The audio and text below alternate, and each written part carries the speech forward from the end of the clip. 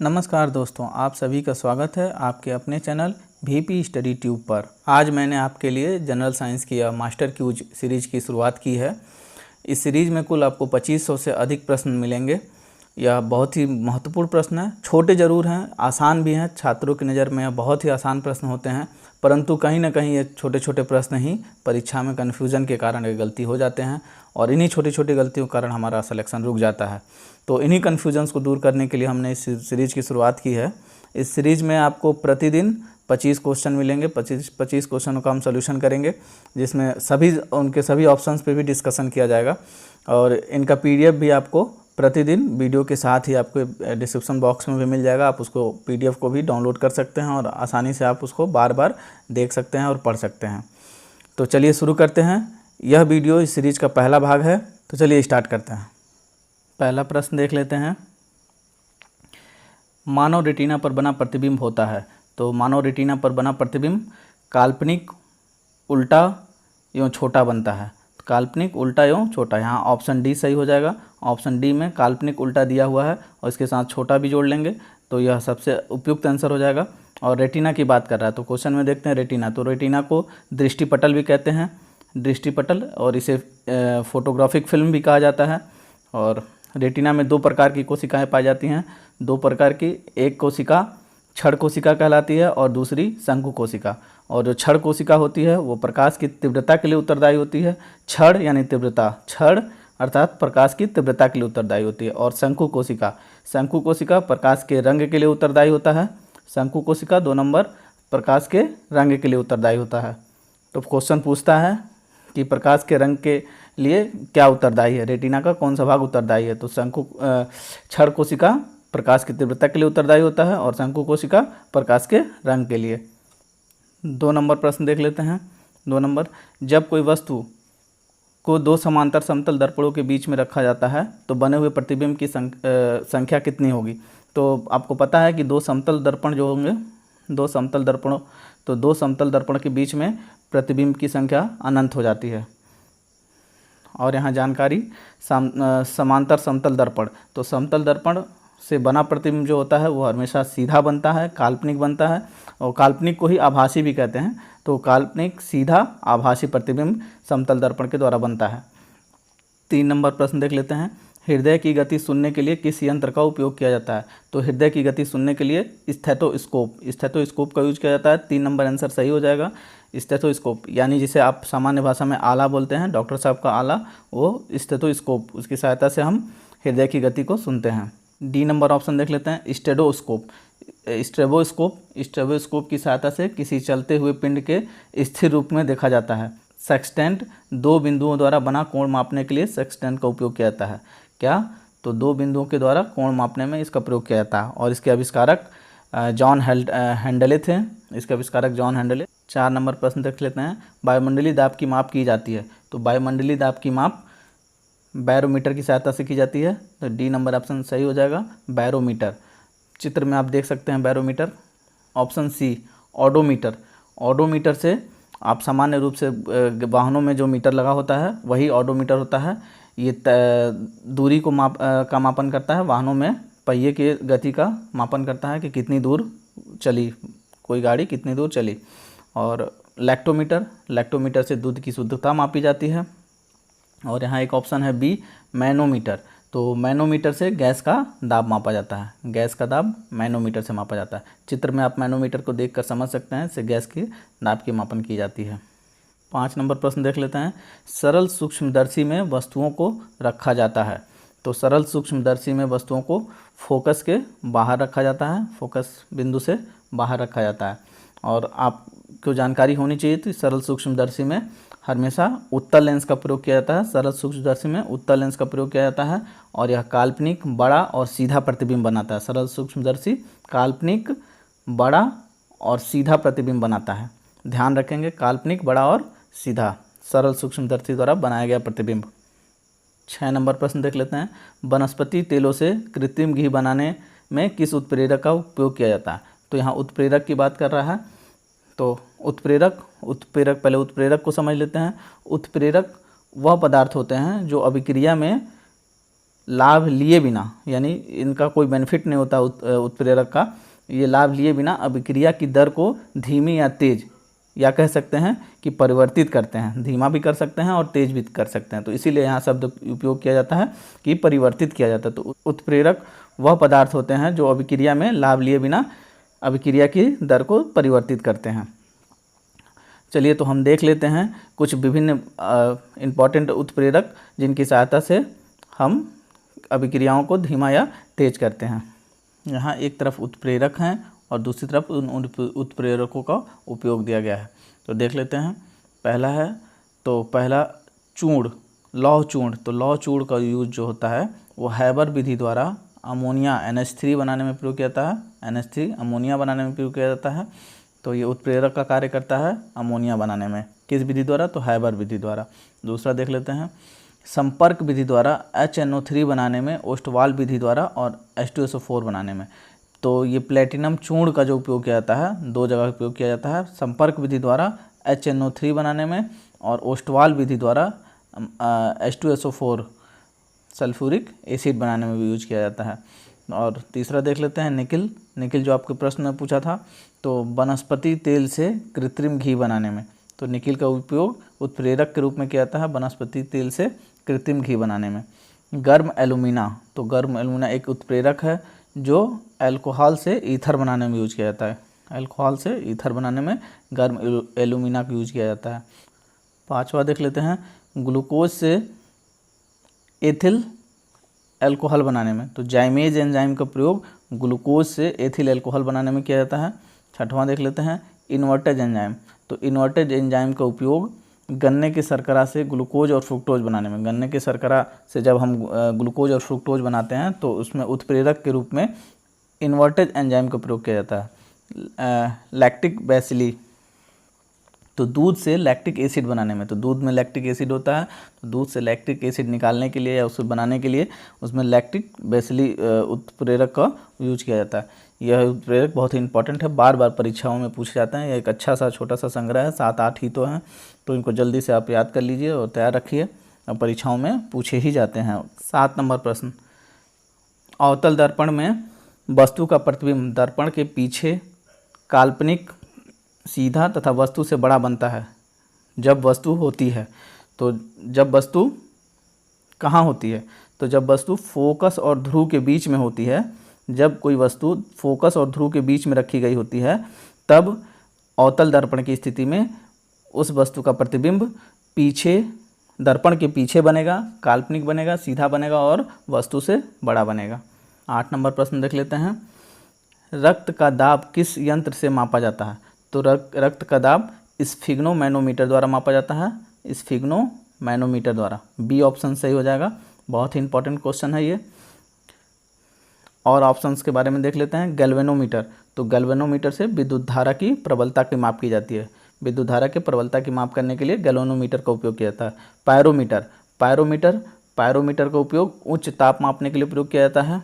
और एनीमोमीटर, तो एनीमोमीटर वायु की शक्ति और गति मापने के लिए एनीमोमीटर का उपयोग करते हैं। 9 नंबर प्रश्न देख लेते हैं, ट्रांसफार्मर का क्रोड बना होता है। तो ट्रांसफार्मर का क्रोड होता है जो नर्म लोहे का बना होता है। ट्रांसफार्मर क्रोड नर्म लोहे का बना होता है।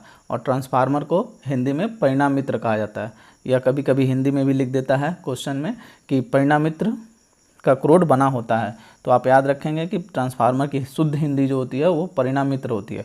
और ट्रांसफार्मर का एक मुख्य कार्य भी है कि यह केवल AC विद्युत स्रोत पर ही कार्य करता है। ट्रांसफार्मर केवल AC विद्युत स्रोत पर कार्य करता है। आगे आने वाले प्रश्नों में ट्रांसफार्मर के बारे में और हम अच्छे से समझेंगे और जानेंगे। 10 नंबर क्वेश्चन देख लेते हैं, ट्रांसफार्मर किस सिद्धांत पर आधारित है? तो ऑप्शन बी, ट्रांसफार्मर विद्युत चुंबकीय प्रेरण के नियम पर आधारित है। फिर से एक बार पढ़ लेते हैं, ट्रांसफार्मर किस सिद्धांत पर आधारित है? तो ट्रांसफार्मर विद्युत चुंबकीय प्रेरण के नियम पर आधारित है। 11 नंबर प्रश्न देख लेते हैं, ट्रांसफार्मर प्रयुक्त होते हैं तो ट्रांसफार्मर का यूज़ कहाँ किया जाता है तो और क्यों किया जाता है? तो ट्रांसफार्मर का यूज, ऑप्शन देख लेते हैं, AC को DC में बदलने के लिए। नहीं, यह गलत है। ट्रांसफार्मर का यूज AC को DC में बदलने के लिए कतई नहीं करते हैं। ट्रांसफार्मर को DC को AC में बदलने के लिए, यह भी गलत है। 3 नंबर ऑप्शन देखते हैं, DC वोल्टेज में उपचयन या अपचयन में। मैंने पिछले ही प्रश्न में बताया कि ट्रांसफार्मर का उपयोग केवल एसी पे होता है, तो यह भी गलत हो गया। तो चौथा ऑप्शन ही सही हो जाएगा। तो इसको पढ़ लेते हैं। एसी वोल्टेज में उपचयन, उपचयन का मतलब होता है स्टेप अप या अपचयन, अपचयन का अर्थ हुआ स्टेप डाउन। तो ट्रांसफार्मर का यूज जो होता है स्टेप अप या स्टेप डाउन करने में, वोल्टेज को स्टेप अप या स्टेप डाउन करने में यूज किया जाता है। 12 नंबर प्रश्न देख लेते हैं। व्हीट स्टोन ब्रिज का व्यवहार किसे मापने में किया जाता है?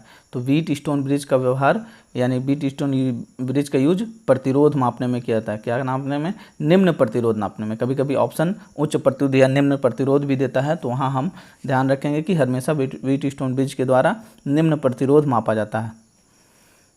चित्र में आप देख सकते हैं कि 4 व्हीट स्टोन ब्रिज में 4 रजिस्टर लगे हुए हैं और एक ऐसा है जिसको हम मापन करेंगे। 13 नंबर प्रश्न देख लेते हैं। पानी के अंदर ध्वनि सुनने का यंत्र कहलाता है। तो पानी के अंदर जो ध्वनि सुनने के लिए जिस यंत्र का प्रयोग किया जाता है उसे हाइड्रोफोन कहते हैं, हाइड्रोफोन। ए ऑप्शन देख लेते हैं। ऑडियोमीटर, तो ऑडियोमीटर ध्वनि की तीव्रता मापने के लिए ऑडियोमीटर का प्रयोग किया जाता है। क्वेश्चन बहुत ध्यान से देखेंगे। ध्वनि सुनने का यंत्र तो हाइड्रोफोन, और ध्वनि की तीव्रता मापने के लिए यंत्र तो ऑडियोमीटर। इस 2 ऑप्शन में अक्सर कन्फ्यूज हो जाएंगे, तो इसलिए ध्यान रखेंगे कि ऑडियोमीटर से ध्वनि की तीव्रता का मापन किया जाता है और हाइड्रोफोन से पानी के अंदर, पानी के अंदर ध्वनि मापने के लिए प्रयोग किया जाता है। 14 नंबर प्रश्न देख लेते हैं। लाउड स्पीकर में ऊर्जा परिवर्तन होता है। लाउड स्पीकर यानी सामान्य तौर पे जो स्पीकर हम यूज करते हैं वो किस ऊर्जा को किस ऊर्जा में परिवर्तित करता है? तो ऑप्शंस के हिसाब से चलेंगे। ध्वनि से यांत्रिक एवं यांत्रिक से ध्वनि, यह गलत है, कतई नहीं। बी, विद्युत से यांत्रिक एवं यांत्रिक से ध्वनि, यह भी गलत है। सी नंबर ऑप्शन देखते हैं। ध्वनि से विद्युत एवं विद्युत से ध्वनि ऊर्जा में, तो यह सही है। देखिए, लाउड स्पीकर जो होता है, सबसे पहले आप लाउड स्पीकर में अपनी ध्वनि देते हैं, उस ध्वनि को वह विद्युत में परिवर्तित करता है और तार की सहायता से स्पीकर तक ले जाता है। तो फिर वहाँ पे स्पीकर का जो काम होता है, जो जहाँ चुंबक लगा होता है और पर्दा लगा होता है, वहाँ विद्युत से वह उसको फिर से ध्वनि में परिवर्तित कर देता है। तो इसलिए लाउड स्पीकर ध्वनि से विद्युत और विद्युत से ध्वनि, यह ऑप्शन सबसे उपयुक्त है और यही सही है। 15 नंबर प्रश्न देख लेते हैं। निम्नलिखित में किस यंत्र से यांत्रिक ऊर्जा वैद्युत ऊर्जा में परिवर्तित होती है? तो डायनेमो द्वारा, डायनेमो, इसको जनरेटर भी कह सकते हैं, सामान्य भाषा में डीसी जनरेटर कहा जाता है। पहले के समय में जब गांव में जो जनरेटर यूज किया जाता था उसमें डायनेमो ही लगा होता था। तो डायनेमो के द्वारा आप किसी भी यांत्रिक ऊर्जा को यांत्रिक ऊर्जा देंगे और वह उसे वैद्युत ऊर्जा में परिवर्तित कर जाता है। और ट्रांसफार्मर के बारे में इससे पहले ही हमने देखा कि ट्रांसफार्मर केवल एसी पे कार्य करता है और यह केवल स्टेप डाउन या स्टेप अप का कार्य करता है, यानी वोल्टेज को बढ़ाने और घटाने का काम करता है। पावर को ये कुछ भी नहीं करता, पावर में कोई छेड़छाड़ नहीं करता, यह केवल स्टेप डाउन और स्टेप अप करता है वोल्टेज को। यहाँ ऑप्शन बी को भी देख लेते हैं। मोटर, सामान्यतः मोटर को हम विद्युत ऊर्जा देते हैं तो हमको यांत्रिक ऊर्जा परिवर्तित करता है। तो कभी कभी पूछ लेता है कि मोटर किस ऊर्जा को किस ऊर्जा में परिवर्तित करता है, तो यह विद्युत ऊर्जा को मैकेनिकल एनर्जी में परिवर्तित करता है मोटर। 16 नंबर प्रश्न देख लेते हैं। निम्नलिखित में से कौन सी युक्ति विद्युत ऊर्जा को यांत्रिक ऊर्जा में परिवर्तित करता है? पिछले प्रश्न में हमने देखा ही, वही क्वेश्चन फिर से आ गया। विद्युत ऊर्जा को यांत्रिक ऊर्जा में विद्युत मोटर के द्वारा परिवर्तन किया जाता है, इसलिए आंसर सी सही हो जाएगा। चलिए हम यहाँ कुछ विशेष कन्वर्जन देख लेते हैं, जो किस ऊर्जा को, कुछ ऐसे यंत्र जो विभिन्न ऊर्जाओं को विभिन्न ऊर्जाओं में परिवर्तित करते हैं। यहाँ विभिन्न यंत्र दिए गए हैं और इन यंत्रों का किस ऊर्जा से किस रूप में परिवर्तन होता है, किस ऊर्जा से किस ऊर्जा के रूप में परिवर्तन होता है, वो दिया गया है, ध्यान देंगे।